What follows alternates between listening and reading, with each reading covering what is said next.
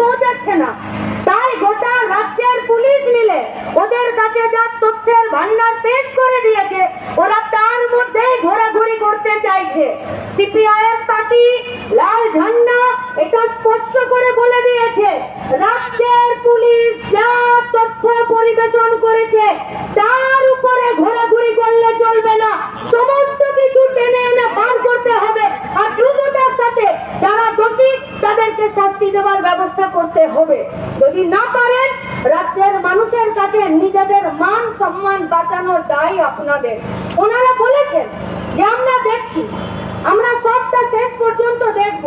আমরা বলেছি শেষ নয়, গভীরে গিয়ে দেখতে হবে।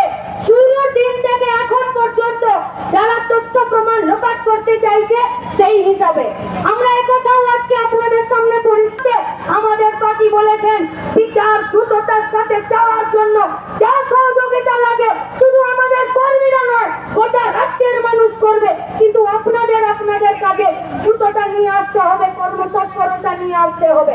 তাই সাহায্যের জন্য গোটা রাজ্য তৈরি আছে। আর আপনারা যা চার্জশিট দিচ্ছেন, সেই চার্জশিটে যদি অপরাধীদেরকে ফাঁক তালে পালিয়ে যাবার রাস্তা আবার তৈরি হয়, তাহলে ফাঁক কি করে কথা হয়েছে সেই কথা নির্দেশ আপনাদের কাছে রাখছি। শুধু এইটুকু বলে যে রাস্তায় থেকেই বিচার আদায় করতে হবে। ওরা আমাদের মেয়েকে মেরেছে, ওরা আমাদের মেয়েদেরকে প্রতিদিন অপমান করছে, ওরা আমাদের মেয়েদেরকে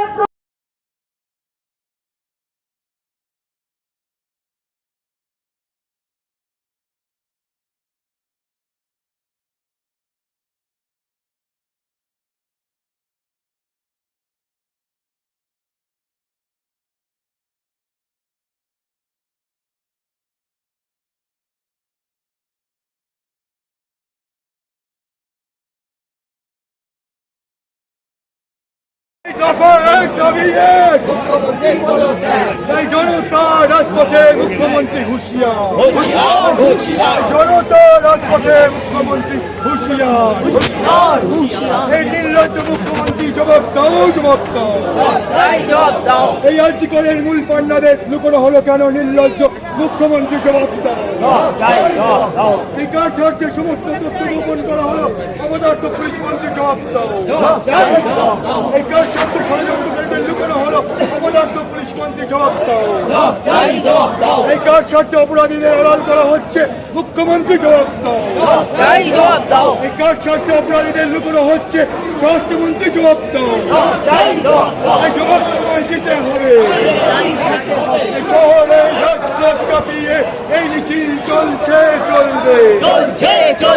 শহরের বুক কাঁপিয়ে এই মিছিল চলবে।